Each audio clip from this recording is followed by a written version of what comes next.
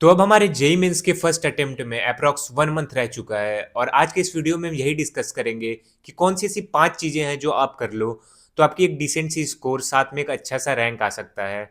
तो मैं आपका ज़्यादा टाइम नहीं लूँगा। आज के इस वीडियो में मैं यही बताऊँगा कि कौन सी ऐसी 5 चीज़ें हैं जो आपको बिल्कुल करनी ही चाहिए।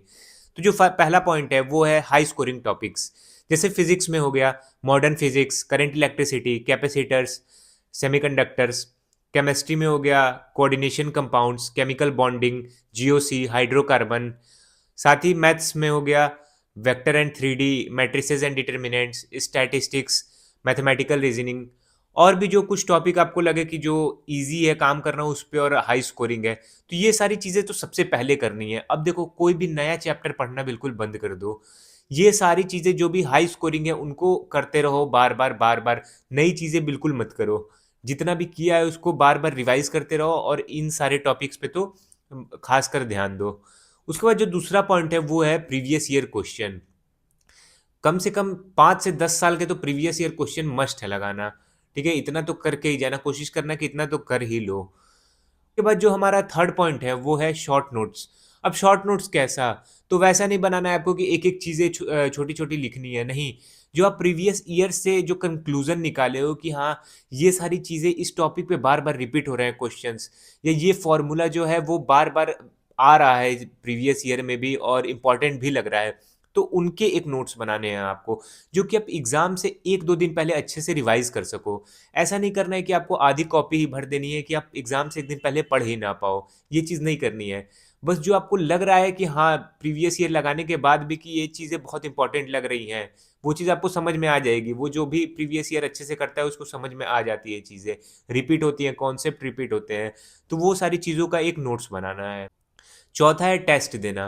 देखो टेस्ट देना बहुत इम्पोर्टेंट है। आप सब कुछ कर लो और आप मॉक टेस्ट नहीं दे रहे हो ना, तो आपके मार्क्स नहीं आ पाएँगे, ठीक है? कोशिश करना है कि हर वीक में कम से कम 2 से 3 टेस्ट तो देने ही देने हैं अभी से।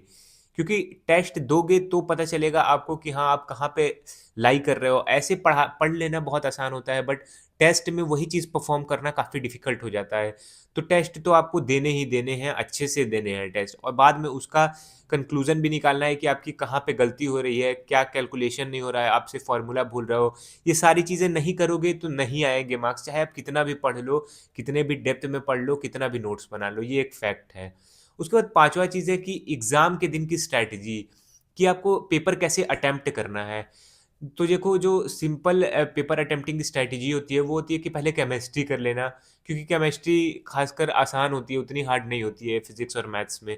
उसके बाद आपकी इच्छा पे है कि आप फिज़िक्स कर रहे हो पहले कि मैथ्स कर रहे हो। जैसे मैं तो पहले फिज़िक्स किया था, उसके बाद मैथ्स को मैंने अच्छे से टाइम दिया था। सबसे पहले कोशिश करना है कि केमिस्ट्री जल्दी से जल्दी में निपटा दिया जाए, ठीक है? जितना जल्दी हो सके।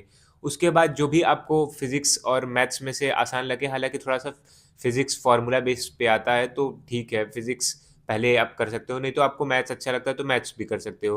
तो इसमें मैं अगर एक और चीज़ ऐड करूँ कि सबसे अच्छा जो स्ट्रैटेजी है वो क्या होता है कि सबसे पहले आप जैसे केमिस्ट्री कर रहे हो तो वो सवाल जल्दी-जल्दी कर लो जो आपको आ रहे हैं, ठीक है? फिर आप जब फिज़िक्स पे गए तो उसमें भी वो कर लो जो आपको जल्दी आ रहा है। ऐसा ही मैथमेटिक्स में भी कर लो वही चीज़। उसके बाद फिर केमिस्ट्री में आओ, जो नहीं आ रहा है उन पे थोड़ा-सा दिमाग लगाया, शायद हो सकता है वो चीज़ हो जाए। फिर वही फिज़िक्स में, फिर वही मैथमेटिक्स में, ऐसे करके चलोगे ना तो आपको बाद में रिग्रेट नहीं रहेगा कि हाँ यार, ये मुझे आता था और मैंने छोड़ दिया। तो देखो 5 पॉइंट्स में मैंने पूरा वीडियो कंक्लूड कर दिया है। All the best for your exams.